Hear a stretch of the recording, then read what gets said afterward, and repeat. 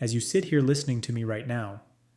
Somewhere in this country, another older adult is being told they have dementia, and in some of those rooms, the real cause was never their age, it was a pill. One they took every single night. One they were promised was completely safe. Here is what the newer research keeps finding. One ordinary class of medicine, the kind sold on an open shelf for a few dollars, can pull your memory and your focus down hard inside a single year. And most people taking it never once connect the fog to the bottle by the bed. Now I want to be careful with you here. This is not me trying to frighten you, because here is the part that gives me real hope. When the cause is a medication, it is very often reversible. That is the entire reason I sat down to make this. Today, I am walking you through 9 medicines most closely tied to memory loss in older adults. I will count them down, from the ones that get quietly overlooked, all the way to the single hidden pattern I believe drives more of this than any one pill. Watch for number 3. Watch for it. Because it is handed to millions of seniors for something that sounds completely harmless. And it may be touching the very part of your brain that files away new memories. But before I say another word, do one thing for me. Down in the comments, tell me your age, and tell me which medicines you take every day. I read them, and the ages of the people watching, they shape what I cover next. Now let me tell you why almost nobody warns you about any of this. And I need to be clear about something first. This is not your doctor's fault. I mean that. Your doctor did not choose the 7-minute appointment. The system did. Think about what 7 minutes buys you. Time to renew a prescription. Maybe check a blood pressure. There is no time, none, to sit down, spread out every pill and capsule and nighttime tablet on the table and ask one simple question. What are all of these doing to this person's brain together? Nobody gets paid to add that up. There is no billing code for it, so it almost never gets added up. And the fog that follows gets blamed on age, every single time. Let that sit with you for a moment. Everything I share today comes from published research and years spent at the bedside, but your health is your own and your body is unique. So bring what you hear straight to your personal doctor. And please hear me on this. Never stop or change a medication on your own. Not one of them. The goal here is to ask sharper questions, not to quit anything cold. Let me tell you about Joseph, and I want you to know right away, Joseph is a composite. He stands for a pattern I have watched play out dozens of times, stitched together from many real patients. Joseph is 79, a retired high school coach from Georgia, and for 40 years, this was a man who knew the name of every player who ever ran onto his field, every single one. He could tell you their position, their parents, the one game that broke their heart. Then his daughter noticed something small. He called his grandson by the wrong name, twice. Then one afternoon, he could not remember the route to the field he had driven to for 4 decades. Picture her sitting across from me. Her hands are folded tight in her lap. She leans forward and she says, "I think I am losing my father, and nobody will tell me why. Hold on to Joseph." Because the answer in that room was not what any of them expected, and I promise you, I will come back to him. So let me start the countdown at number 9, and do not let that low spot fool you, because this one is sitting in almost every medicine cabinet in America. Number 9 is diphenhydramine. You know it by its drugstore name, Benadryl. It is the little pink pill people reach for to fall asleep, to calm an itch, or to take the edge off a cold. It costs a few dollars. It sits on an open shelf. And most people assume that because it needs no prescription, it must be gentle. Here is what most doctors do not have time to explain in a 7-minute visit. Inside your brain, this pill is doing something you would never guess. Benadryl belongs to a group called Anticholinergics. That is a long word for a simple idea. They block a brain chemical called acetylcholine. Now, let me give you a picture you will not forget. Think of acetylcholine as the ink your brain writes new memories with. When you meet someone new, when you learn a name, when you park the car and need to find it later, your brain dips into that ink and writes it down. Block the ink and the pen still moves, but nothing sticks to the page. And here's the part that matters for you specifically. As the brain ages, it makes less of that ink to begin with, so it leans on every last drop. A drug that blocks it lands far heavier on a 70-year-old brain than a 30-year-old one. Far heavier. The place that takes the hit is the hippocampus, the little seahorse-shaped filing room where today's memories get stored. The research says this plainly. A 2015 study in JAMA Internal Medicine followed more than 3,400 older adults for years. Those with the heaviest use of anticholinergic drugs had roughly a 54% higher risk of developing dementia. 54%, more than half again the normal risk, from something a lot of people treat like candy. So here's what you can actually do about it. Read the label on anything you take to sleep and anything marked PM, nighttime, or allergy relief, because those are very often just Benadryl wearing a costume. If you take it for allergies, there are newer antihistamines like loratadine, sold as Claritin, that do not cross into the brain the same way and are far kinder for the long haul. Bring the bottle to your doctor, but stop assuming that over-the-counter means safe for your memory. That is number 9, and if that one is hiding in plain sight. The next one is one your stomach loves while your brain quietly pays the bill.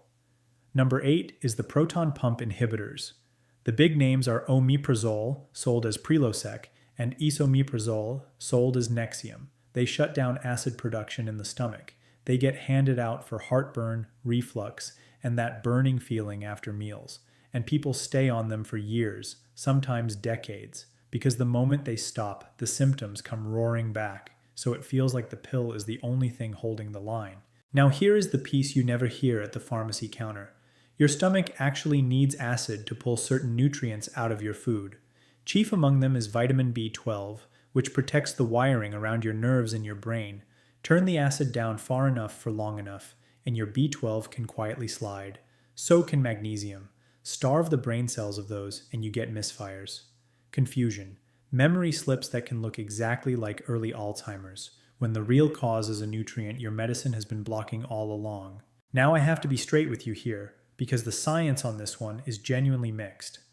A 2016 study in JAMA Neurology looked at more than 73,000 people aged 75 and older, and found that regular users of these acid drugs had about a 44% higher risk of a dementia diagnosis. 44%. But other studies since then have not confirmed that link, so I will not oversell it. What is solid, rock solid, is the B12 problem, and that alone is worth a conversation. So here's the move. If you take one of these acid pills every single day, that is the talk to have with your doctor. Many people can taper down onto a gentler class called H2 blockers, like famotidine, sold as Pepcid, which is far less likely to touch your thinking.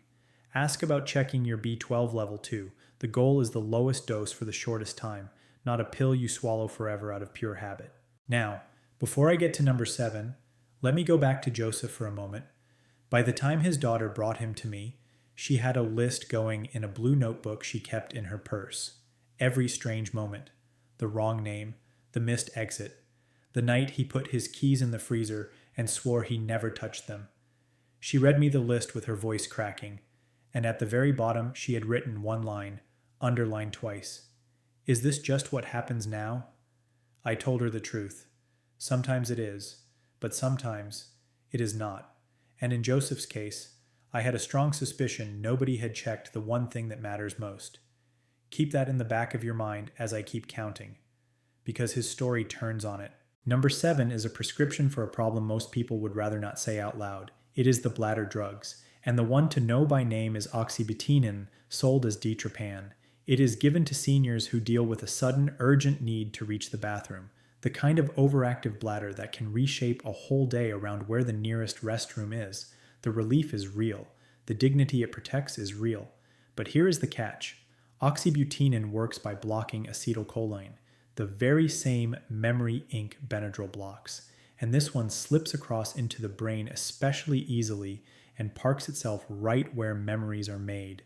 That makes it one of the heavier hitters on this whole list for an older adult, especially taken month after month, year after year. A large 2019 analysis in JAMA Internal Medicine looked at older adults who took strong anticholinergic drugs like this for more than a year.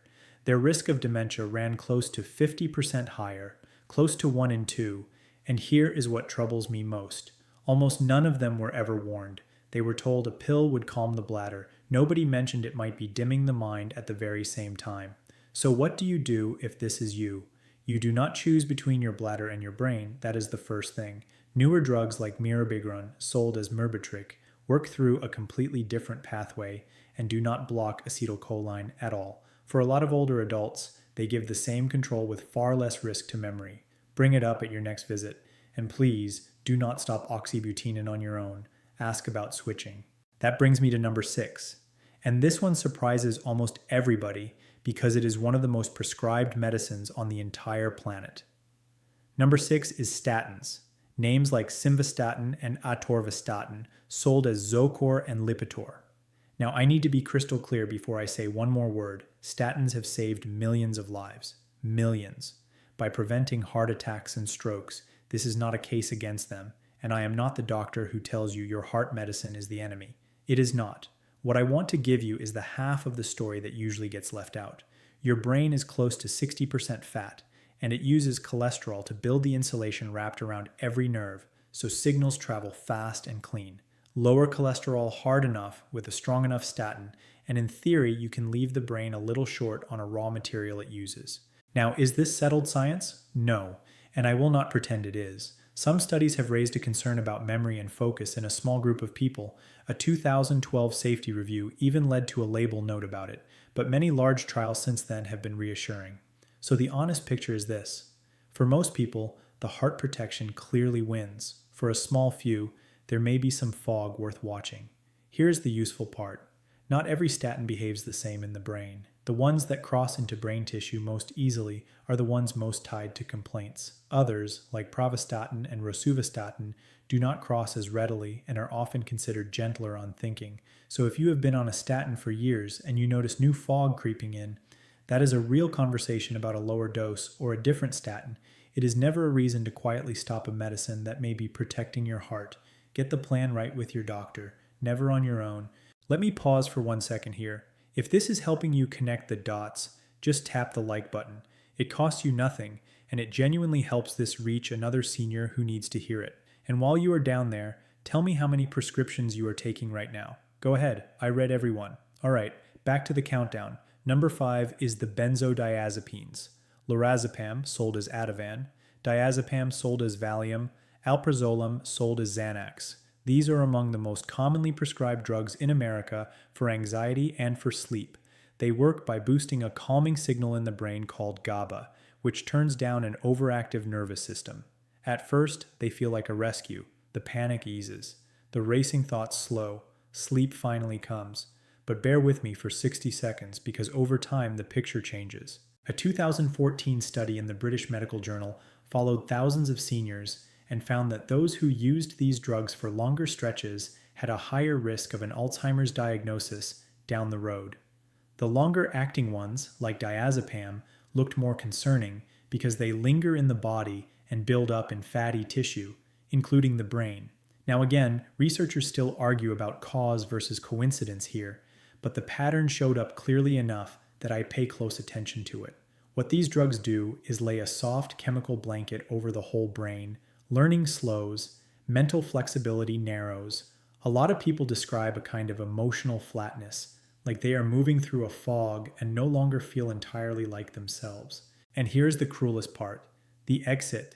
Stop a benzodiazepine suddenly, and the anxiety and insomnia often come back even stronger, sometimes with real danger attached, which makes the pill feel absolutely essential at the exact moment it may be doing the most harm. So here is the rule, and it matters more than almost anything I will say today. If you have taken one of these for more than a few weeks, do not stop suddenly. I mean that. Doing so on your own can be life-threatening. Work closely with your doctor to taper down slowly, over weeks or even months, and know there are gentler paths.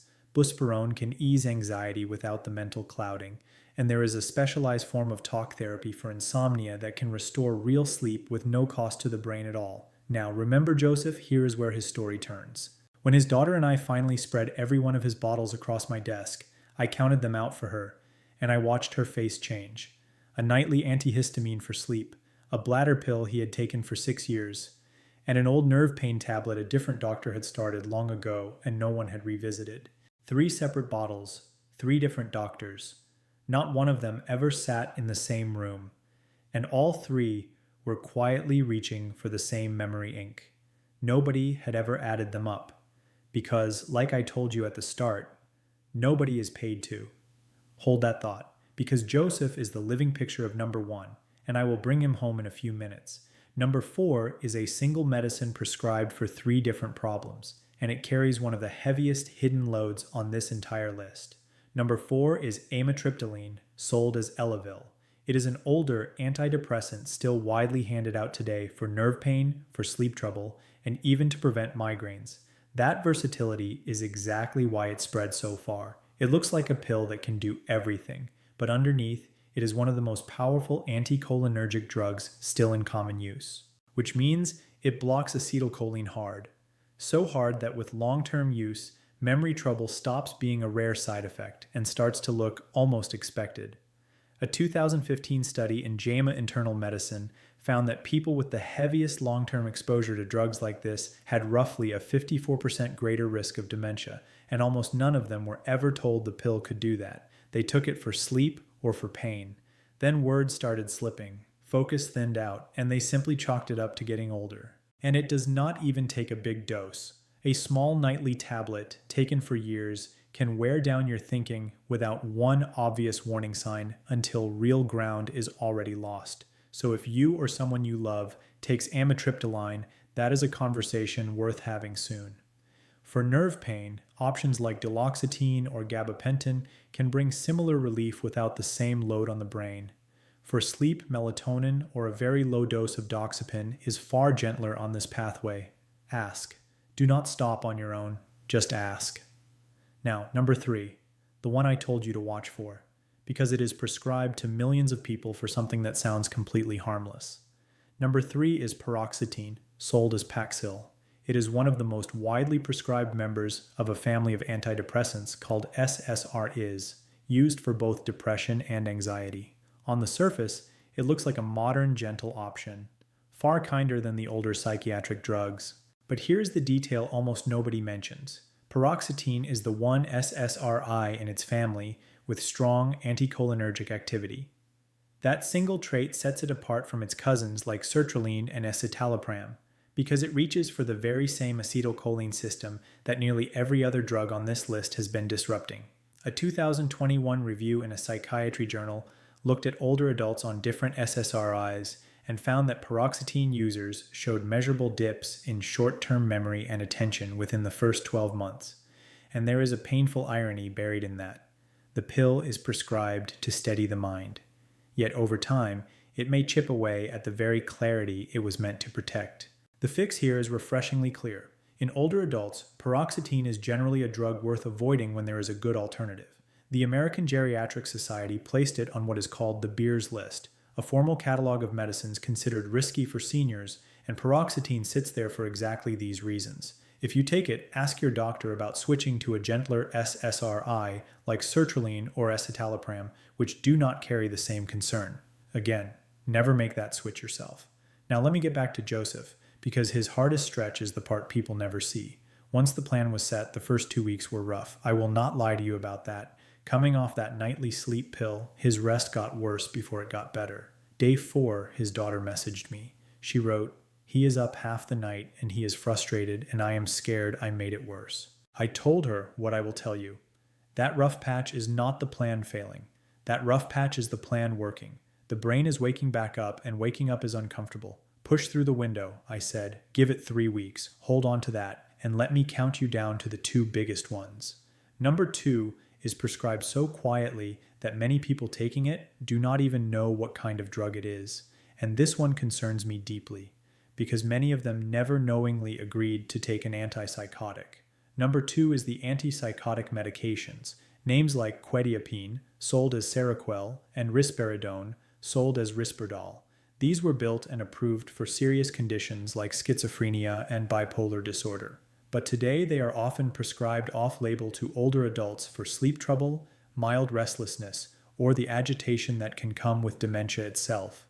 Think about what that means. Powerful drugs designed for severe illness are now used in homes and care facilities for seniors who are simply confused, restless, or hard for a stretched-thin staff to manage, and the cost can be steep. Here is what I need you to hear clearly. Health regulators have placed their strongest possible warning, what is called a black box warning, on these drugs for older adults with dementia, because studies found they raise the risk of stroke and even sudden death in that group. That is not a small footnote. That is the most serious alarm the system can sound. They work by turning down dopamine, a chemical tied not just to mood, but to focus and memory. Turn it down far enough, and the brain gets slower and less responsive, which is why some people on these drugs seem dull, flat, or almost absent, while their families quietly grieve someone who is still sitting right there in the room. So if you or a loved one takes one of these, the first step is a direct question for the prescribing doctor. Why was this started? Is it truly necessary, or is it there mostly for convenience? Many of the behaviors these drugs are aimed at can improve with no medicine at all. Steady daily routines, less noise and overstimulation, treating hidden pain, better light, and better sleep. When the drug is genuinely needed, the lowest dose for the shortest time keeps the harm down. Ask the question. You are allowed to ask it. And now, number 1. It is not a single medicine at all. It may be the biggest hidden driver behind every story I have told you today. Number 1 is anticholinergic burden, or in plain words, the pileup. You were probably waiting for one final villain, one worst pill. The truth is quieter than that, and honestly, more dangerous. The greatest harm usually comes not from any single drug, but from several small ones stacked together, all reaching for the same memory ink, while nobody stands back and adds up the total. Let me paint the picture with Joseph again, because he is this number 1 made flesh. A sleep antihistamine, a bladder pill, a nerve pain tablet. On their own, each one might dim the ink only slightly, barely noticeable, but together, the effects stack, and the load on an aging brain climbs fast. The research on this is sobering. Studies that add up a person's total anticholinergic load have found that those carrying the heaviest combined burden face a dramatically higher risk of dementia over the following years. And here is the gut punch. The overwhelming majority had no idea they were even taking anticholinergic drugs. Nobody had ever explained it to them. Nobody had ever added it up. When that memory ink gets blocked from 3 or 4 directions at once, the brain does not just slow down. Neurons can weaken from lack of use, connections can shrink, and the brain can settle into a quiet, underpowered state that, on a cognitive test, can look remarkably like Alzheimer's disease when it is nothing of the kind. And that is the hopeful part. That is the whole reason I made this video. Memory loss driven by medication is often reversible when it is caught early. Lift the burden, and a great many people get back their clarity, their energy, their memory within weeks or months. The brain is far more resilient than most people give it credit for, but only once the source of the harm is lifted off of it. So let me set your expectations honestly, because this is where most people quit too soon. If you and your doctor start peeling back some of these drugs, here is the real timeline. Week 1 can actually feel worse. As I told Joseph's daughter, the brain wakes up cranky. There may be some rebound. Push through it. By week 2, things usually start to steady. Small wins, a name that comes a little faster, a clearer morning. By week 3, this is where most of my patients call me, genuinely excited because something has shifted, and from week 4 on, it tends to keep building, slowly, steadily. So do not judge the whole journey by the first hard week. The discomfort early on often confirms the plan is working. Give it the full month before you decide anything. Now, the solution here does not require a miracle. It requires one careful medication review. Sit down with your doctor or your pharmacist. Bring every prescription, every over-the-counter product, every supplement you take, all of it. Add up the total anticholinergic load together. There are simple scoring tools that do exactly this. Then, one at a time and only under medical guidance, the unnecessary ones can be reduced or swapped for a safer alternative, and the brain can be given room to recover. This may be the single most preventable threat to the aging brain on this whole list, and that is exactly why it holds the number 1 spot. So let me bring Joseph home, like I promised. 3 months after that careful review, his daughter called me, and I could hear it in her voice before she said a word. She told me they had driven out to his old field together that weekend, and Joseph, without a pause, told her the name of the boy who kicked the winning field goal in 1986. Then he pointed to the far end and told her which route it was to get there. Now, I want to be fair with you. Joseph's turnaround was on the stronger end of what I see. Not everyone gets a moment quite that clean. Some people see smaller changes. Some see them slower. What matters is not matching his story exactly. What matters is the direction. And his direction, once that burden was lifted, was up. His daughter closed that last blue notebook, and under the line she had underlined twice the one that said, "Is this just what happens now?" She wrote 3 new words, "Not this time, so now I want to hear from you." Of these 9 medicines, which ones are sitting in your cabinet right now, and have you noticed new fog or forgetfulness after starting something? Tell me down in the comments, and tell me you will ask for a medication review this week, not next month, this week. Your answer might be the very thing that helps the next person who reads it. If this connected the dots for you, do 2 things before you go. Type the words "I finished," so I know you made it all the way through, and then share this with one person. Not the internet. One person. Your mother, your husband, the neighbor with the crowded medicine cabinet. Send it to them today. And before you leave, there is one more place your body has been hiding its warnings. Your medicine cabinet is one place. Your hands are another. Your fingernails can flag trouble with your kidneys, your blood, even your nerves, sometimes years before anything else shows up. And almost nobody knows what to look for. That is the next video. I will show you the 4 nail signs worth checking tonight. I read every comment, so tell me how you are doing down below, and I will see you in the next one.